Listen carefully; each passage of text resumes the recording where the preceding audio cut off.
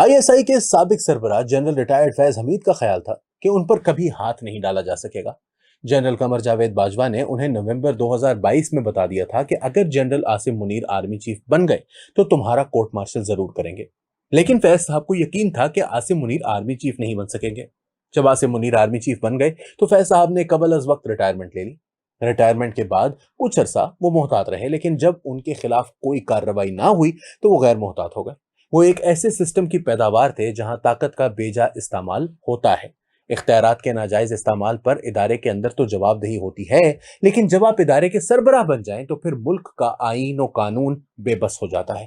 فیض حمید کو یقین تھا کہ اگر ان کے خلاف کوئی کارروائی ہوئی تو وہ یہ ثابت کر دیں گے کہ انہوں نے جو کچھ بھی کیا جنرل قمر جاوید باجوہ کے حکم پر کیا، اور باجوہ کے خلاف کارروائی کی کوئی ہمت نہیں کر سکتا، لہٰذا ان کے خلاف بھی کارروائی نہیں ہوگی۔ فیض حمید اپنے آپ کو ضرورت سے زیادہ چالاک اور ہوشیار سمجھتے تھے، اور یہی ان کی سب سے بڑی خامی تھی۔ ریٹائرمنٹ کے بعد وہ ایک نہیں 3 مختلف جماعتوں کی قیادت کے ساتھ رابطے میں تھے۔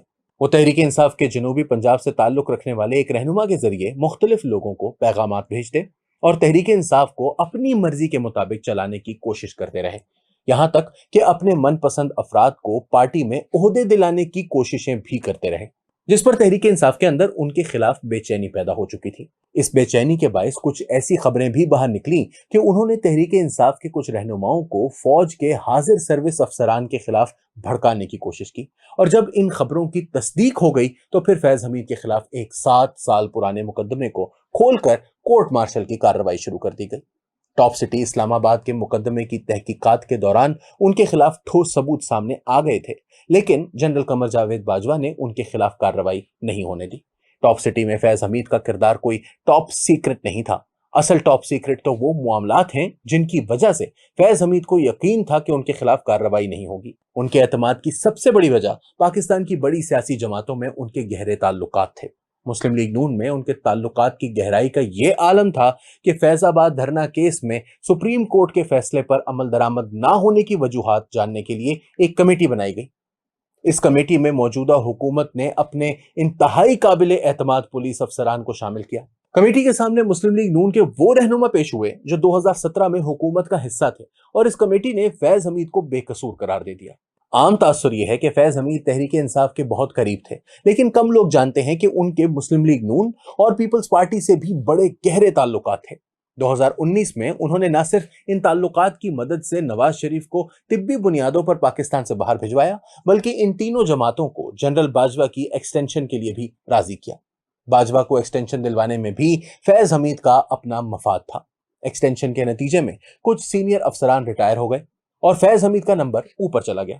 2022 میں باجوہ ایک اور ایکسٹینشن لینا چاہتے تھے، لیکن اس مرتبہ فیض حمید آرمی چیف بننا چاہتے تھے۔